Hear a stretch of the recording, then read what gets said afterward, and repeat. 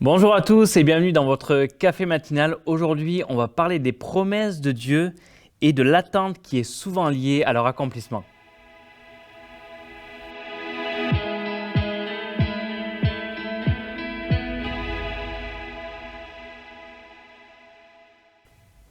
Bonjour à tous, très heureux d'être avec vous pour ce café matinal et vous partager ce que Dieu m'a mis à cœur.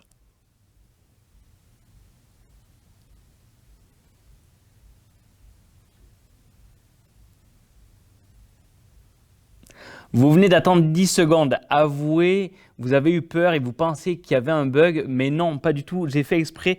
Vous avez attendu 10 secondes et avouez que vous avez trouvé ça long. Attendre. Personne n'aime ça, attendre. C'est trop long, ça prend trop de temps et on veut tout faire, ne rien manquer car on n'a qu'une vie à vivre.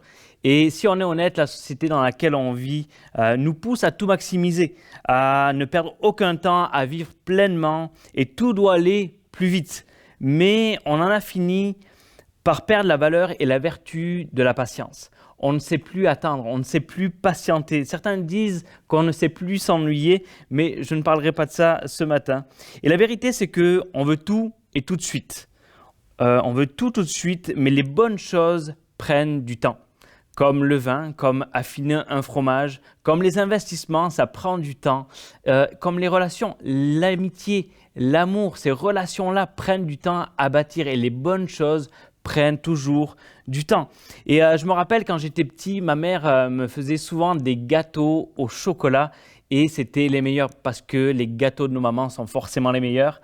Et elle faisait des gâteaux au chocolat. Et je me rappelle, avant que ce soit prêt, alors qu'elle préparait la pâte, je mettais mon doigt dans le bol pour aller prendre une louche et la mettre dans ma bouche et la manger.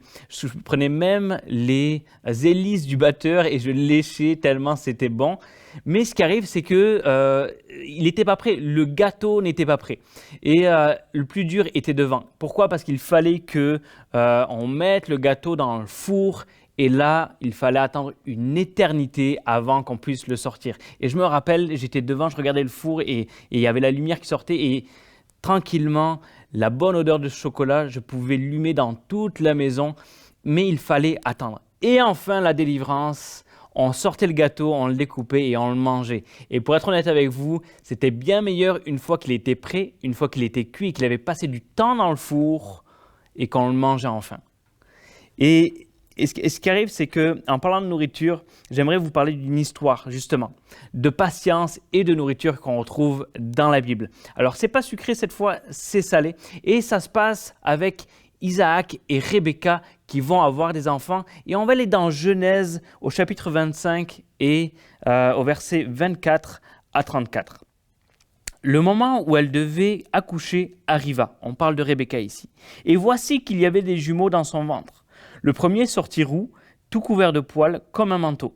On l'appela Ésaü. Ensuite son frère, dont la main tenait le talon d'Ésaü, on l'appela Jacob. Isaac était âgé de 60 ans à leur naissance. Ses enfants grandirent. Ésaü devint un habile chasseur, un homme de la campagne, alors que Jacob était un homme tranquille qui restait sous les tentes. Isaac aimait Ésaü parce qu'il lui amenait du gibier, et Rebecca aimait Jacob. Tandis que Jacob faisait cuire un potage, Ésaü revint des champs.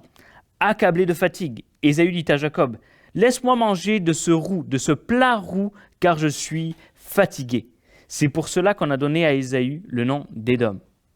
Jacob répondit, « Vends-moi aujourd'hui ton droit d'aînesse. » Et Ésaü répondit, « Je vais mourir. À quoi me sert ce droit d'aînesse ?» Jacob dit, « Jure-le-moi d'abord. » Il le lui jura. Il vendit son droit d'aînesse à Jacob. Alors Jacob donna du pain et du potage de lentilles à Ésaü. Il mangea et but, puis se leva et s'en alla. Et la Bible termine en précisant, c'est ainsi qu'Ésaü méprisa le droit d'aînesse. Ce qui est intéressant, c'est que le droit d'aînesse était une sorte de promesse faite aux plus âgés, aux premiers-nés de la famille pour le futur. Une promesse qui s'accomplirait à la mort du père. Et il faut bien comprendre ce qu'est le droit d'aînesse. Le droit d'aînesse, c'était l'aîné qui allait hériter de la plus grande partie des richesses de la famille, du père et de la mère. Il allait aussi recevoir la bénédiction du père, mais aussi en retour, il devait présider la famille, prendre la responsabilité de la famille. Alors, le droit d'aînesse et l'héritage, c'était non seulement un privilège, c'était un honneur, mais c'était aussi une responsabilité. Et ce qui est assez surprenant dans ce passage, c'est à quel point Ésaü laisse aller son droit d'aînesse facilement. Il laisse aller cette promesse comme ça. Pourquoi? Pour un simple plat de lentilles, tout simplement parce qu'il avait faim. Alors je peux comprendre qu'il ait faim, mais il laisse aller une très très très grande promesse avec de grandes richesses. Pourquoi? Pour un plat de lentilles. La parole précise qu'Ésaü a méprisé le droit d'aînesse. Et j'avais cette pensée, alors que je préparais ce café matinal, que parfois dans nos vies, on méprise les promesses de Dieu. Comment? En compromettant ou en troquant les promesses de Dieu pour nos vies qui sont oui et amen, qui sont vraies et certaines, pour des choses futiles et instantanées, parce que nous manquons de patience et de persévérance. Et si je suis honnête avec vous aujourd'hui, ça m'est arrivé. Ça m'est arrivé quelquefois de manquer de patience et on veut faire avancer les choses. C'est comme si on veut aider Dieu. Et donc, qu'est-ce qu'on fait? On prend des raccourcis. Nous voulons les promesses de Dieu, mais nous ne voulons pas attendre. On s'est converti à la religion de l'instantanéité, à cette société un peu micro-ondes où tout s'obtient rapidement. Et même quand on est devant le micro-ondes et que ça prend juste 30 secondes pour réchauffer un plat, on arrête le micro-ondes avant que ça se termine. Et on veut des promesses Amazon Prime. Okay, c'est ça qu'on veut, des promesses Amazon Prime, des promesses livrées en moins de 48 heures. Mais Dieu ne fonctionne pas comme ça. Dieu ne fonctionne pas comme ça et l'attente fait partie du processus. Comme disent les Anglais, c'est « trust the process ». Fais confiance au processus de ce que Dieu est en train de faire. Hébreux 10:36 nous dit « Vous avez besoin de patience pour faire ce que Dieu veut et obtenir ce qu'il promet. » On a besoin de patience pour faire ce que Dieu veut, pour faire la volonté de Dieu et obtenir ce qu'il a promis. Et ce qui est paradoxal, c'est que ce que Dieu nous demande, c'est que c'est quelque chose d'à la fois facile et extrêmement difficile. Pourquoi? Parce qu'en soi, attendre, ça ne demande aucune qualification. Ça ne demande aucun attribut. Et pourtant, beaucoup échouent à ce test de juste attendre. Reste là et attends. C'est plus fort que nous. Il faut qu'on bouge, il faut qu'on fasse quelque chose, il faut qu'on fasse avancer les choses parce qu'à nos yeux, ça ne va pas assez vite. Et aujourd'hui, peut-être que tu es dans l'attente d'une promesse de Dieu. Je ne sais pas. Peut-être que tu es dans l'attente pour un époux, pour une épouse, pour un enfant, pour un travail en particulier, pour un appel de Dieu sur ta vie, pour le ministère, même qu'un proche revienne à Dieu. Et s'il te plaît, attends, continue, persévère, ne lâche pas, attends et surtout n'accepte pas le compromis, comme l'a fait Ésaü en échangeant le droit d'aînesse. Pourquoi? Pour un plat de lentilles. N'accepte pas le compromis qui sera forcément petit, qui sera de moindre qualité et qui risque fortement de te décevoir et te rendre amer. C'est souvent ce qui arrive quand on échange des promesses de Dieu, des choses que Dieu nous promet pour des petites choses comme ça que nous, on a décidé de prendre et de choisir et des choses totalement humaines. Alors, il y aura une gratification instantanée, c'est vrai. Et je pense que c'est ce qui est arrivé avec Ésaü. Ça lui a fait du bien, il a mangé son plat de lentilles. Mais cette gratification-là s'estompera très rapidement. Et tu passeras à côté des choses merveilleuses que Dieu avait en réserve pour toi. Alors ne passe pas à côté de ça. Sois patient. Attends. Pourquoi? Parce que malheureusement, beaucoup de gens sacrifient ce qu'ils veulent vraiment pour ce qu'ils veulent maintenant. Je le répète parce que c'est bon. Beaucoup de gens sacrifient ce qu'ils veulent vraiment pour ce qu'ils veulent maintenant. Et souvent finissent par le regretter. Et ce qui arrive, c'est qu'on regrette souvent de ne pas avoir attendu. Mais on regrette rarement, voire jamais, d'avoir trop attendu les promesses de Dieu. Parce que lorsqu'elles arrivent, elles sont pleines et entières et on est béni. Alors peut-être que ce matin, peut-être tu vis une saison d'attente en ce moment. Une saison où ça fait longtemps que tu attends. Mais Dieu veut se servir de ce temps d'attente pour plusieurs raisons. Pour te purifier, pour t'équiper, pour te transformer, pour te parler et pour se révéler à toi. Ne néglige pas ce temps d'attente, ne le mets pas de côté, ne le méprise pas comme l'a fait Ésaü, mais au contraire, profites-en parce que Dieu veut se servir de ce temps-là. La patience et l'attente sont des caractéristiques communes aux hommes et aux femmes de Dieu. Et on le voit partout dans la parole de Dieu, dans la Bible. Abraham a attendu 25 ans, Moïse a attendu 40 ans, Joseph a attendu 13 ans. Et vois-tu, il y a le plan de Dieu et il y a le temps de Dieu. Alors l'attente n'est pas facile, pour être très honnête, même moi, j'avoue, je suis impatient des fois.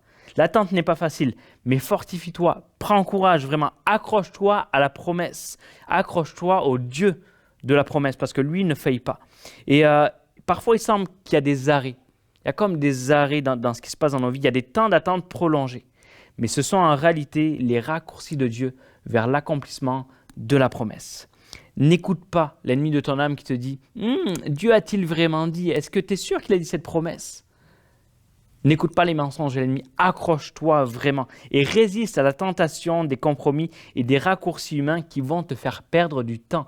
Très souvent, quand on veut y aller par nous-mêmes et aider Dieu, on perd du temps. Et si tu t'es éloigné de la promesse ce matin, tu as fait des compromis, reviens vers Dieu et rappelle-toi la promesse, repasse la promesse dans ton cœur, car il ne se repent pas, Dieu ne se repent pas de ses promesses. Il est bon, il est plein de grâce et la promesse est encore disponible pour toi. Dieu est fidèle et ses promesses sont certaines.